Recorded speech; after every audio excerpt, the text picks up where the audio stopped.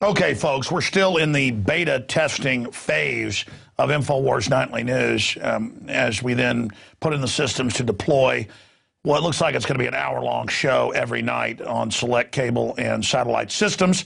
We already have some lined up from Houston, Texas, to London, England, to Nagasaki, Japan, ready to turn it on. In fact, some are already re-editing the daily TV/radio show and airing it, but you're here in the beta testing phase. What happens is some nights we do it live, other nights we do interviews and things that are part of a live show. It's a hybrid. Other nights it's completely taped. And we taped over an hour-long show tonight, right? It's over an hour? Well over an hour. And I end up going so long with guests and so much information that it's not even edited and ready by the time we go live. And that's why probably once a week, it's all about me disciplining myself and really doing a new format of news. Up-to-the-minute analysis, up-to-the-minute breakdown, but also teleprompter-free, and it's a lot of fun. This is going even better than I had hoped it would, and we couldn't have done any of this without you, the PrisonPlanet.tv members and subscribers, and we keep making PrisonPlanet.tv or InfoWarsNews.com better and better. We're developing apps for it for your Droids and iPhones, like the free iPhone app we have for the radio show that's been out a few years and has 4.5 stars. That's free online. There's also a lot of Droid apps that folks have made out of the goodness of their heart out there. I'm always getting customer service calls, though, here at the office about free Droid apps and stuff and Android apps, which we didn't make. They're out there. We love them. They just don't work as good as the free iPhone app we've got because we hired a company to do that. But the issue here is this is a labor of love, and it's having a big effect. I mean, your support and the effectiveness of the truth is a testament to the power of the human spirit to reach out to people. And it's a testament to how many people we're reaching that we've been able to build this facility, which itself is only a launch pad. And that's why we've got the money bomb coming up. $500,000 for the average person out there sounds like a lot. And it is if you don't have 35, 40 people working for you and a, 16,000 square foot or a little bit under that facility and all the equipment we're having to buy so we can get the live feeds out to you better and the archives better. And we've got to put in the satellite uplink systems. We're looking into fiber optic system, be able to get it to cable and TV. See, it's really easy when you have cable and TV if you're like on Fox News. And it's distributed all over the world. It's on a bunch of satellite systems. But if you do it a la carte, the reason you don't see a lot of alternative media on cable and satellite, even though there's hundreds and hundreds and hundreds of channels, the reason you don't see that is because if you're not having a big network put you on the dozens of satellites and fiber optic systems to deliver it out to everybody, I mean, there's a cost associated with that. Like, I've got all these networks and all these systems all over the world that would reach tens of millions, but it would cost over $1 million a year just to be able to deliver it to them. But now they're coming out with more and more fiber optic systems. I'm giving you some of the backstory here that goes up to sharing hubs that still are subscription. You got to pay thousands and thousands a month, and then it's thousands in the transfers every month to get the stuff up there. And it's in real time, too. You can do live. I mean, it's about 2 seconds delayed, and it has even a lower failure rate than satellite. It just costs more than satellite. In fact, look up, you can go down, if you're in a big city, and get an hour-long satellite feed if you want. It's just going to cost you about $1,000. So it's cost prohibitive. And, of course, COINTELPRO knows how people work, people's limited knowledge of hardware and society. And so I'm sure they'll ferret out what fiber optic system I'm paying to be on. They'll figure out what satellite system I'm buying a feed on. And they're going to track, obviously it'll be globalist owned, and they'll say, look, he works for the globalist, he's on this satellite. I mean, again, that's how the enemy works against us. But in a way, that separates the wheat from the chaff, because unfortunately, really stupid adult people are the ones that, believe stuff like that. It's just a funny story that I can foresee the issues I'll go through, even if I can get the money to do all of this. Then I have to then be persecuted. They'll say, look, I saw Alex on my local cable system. Or I saw Alex on my local, on my satellite feed on channel 2000 and something. He must be New World Order. Even a couple of years ago, I had a pretty big satellite channel. Was it Dish or Direct? Because I've talked to both of them. A channel ready to put on my daily show and pay for the feed. And they got told, we'll take the rest of your channel away. They had 24 hours. They wanted me to be on 3 hours a day if you do this. I was talking to one of the British companies, and they just got word from people that work there that they were planning to put me on, and they got threatened. You heard about Press TV was on in England. That's the Iranian English channel, and it's on in the U.S. It's been taken off. So this whole internet kill switch, this whole media kill switch system, it's coming. That's why I meant to do this years ago, but it takes time when you're doing radio, doing TV, getting all the work done, to then build new systems while you're breaking stories, doing research, making films. And I'm not complaining. I'm just telling you where we are. We realize the challenge of where we need to go in the future. And we are stepping up and taking that challenge and going into the future. And we're doing it because of your support. Now, continuing here in some news, because there's stuff hits the cutting room floor every night that I just don't have time to get to, or that I don't give the guys to make graphics for. And it's only when I am live that I can get to this stuff. And again, it's 16 after, 7:16 on the atomic clock. Central time here, not that time in Tokyo or Bangladesh. But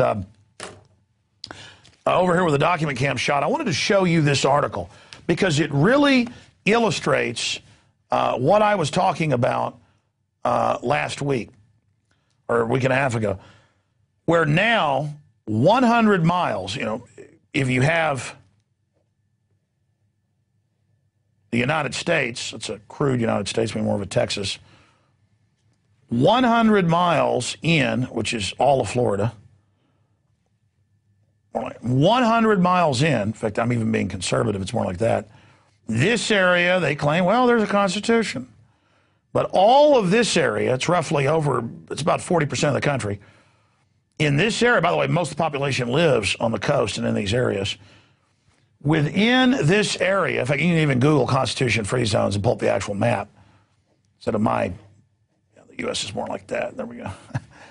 Inside this map, they claim you have a constitution, but now TSA is setting up checkpoints in Tennessee and Michigan and Colorado and Georgia and Boston, but I guess it's on the coast. Now they're doing that too. See, first, we only violate your constitution around here.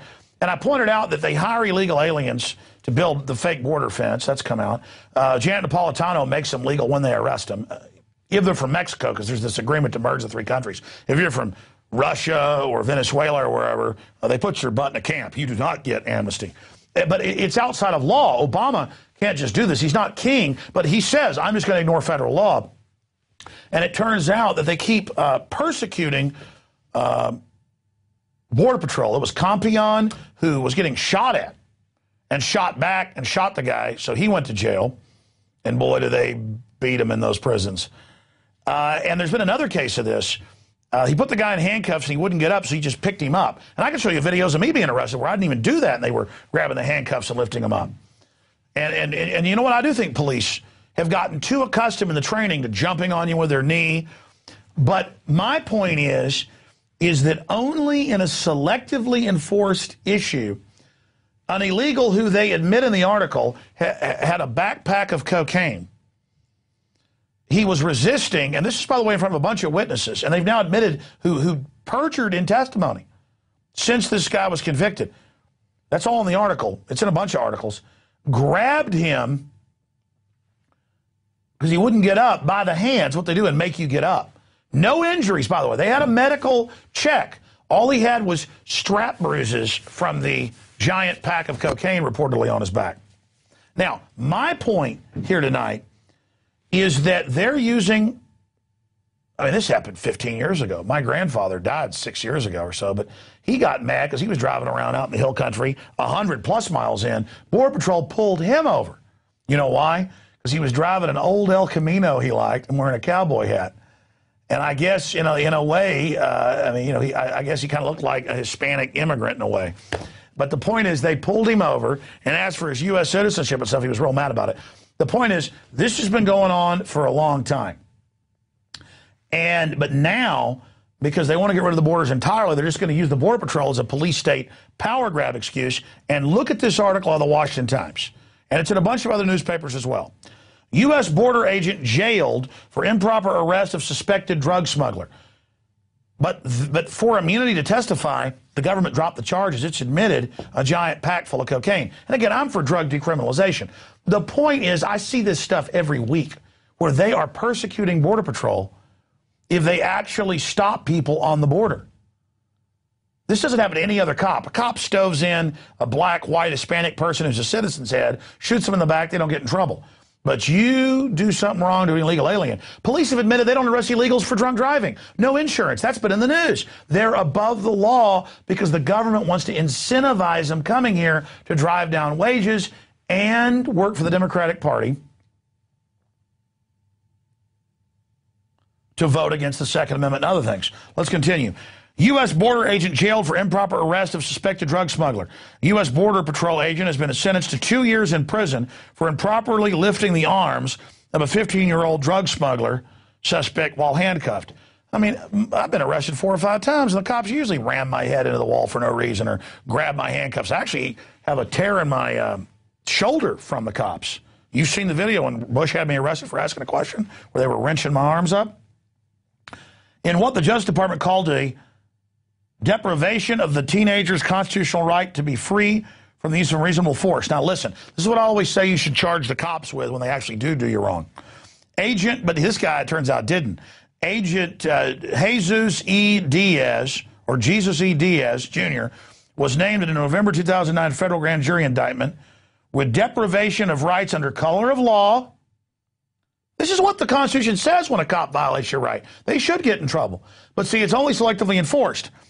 Color of law during an October 2008 arrest near the Rio Grande and Eagle Pass, where cops get shot every month, Texas, in response to a report of illegal immigrants had crossed into the river with bundles of drugs. The guys in the dark, they tackle these guys. The guy won't get up. They lift him. No, he was not hurt.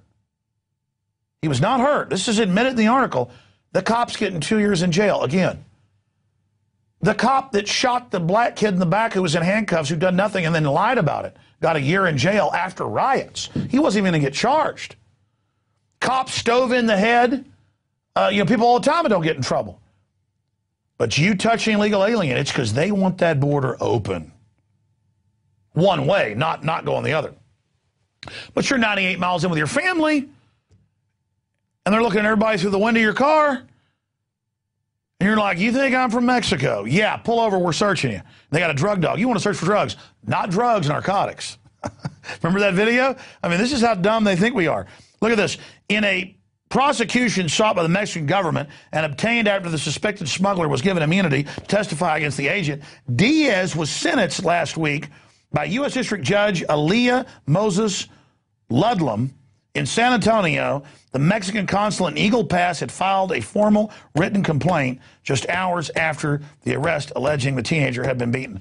It's legendary how Mexican cops beat up Americans that go down there, how they shake people down. I've watched my dad driving the speed limit. Boy, does he. It's annoying. Pulled over and money demanded. I've been on a Mexican tour bus, big fancy one, driving around the pyramids. Cops, military pull over machine guns and shake the driver down. He comes on and says, I hope you give us tips. He just took all the money we have. I mean, what's our government do when you're down in Mexico in some dirt floor jail? Nothing. Listen to this.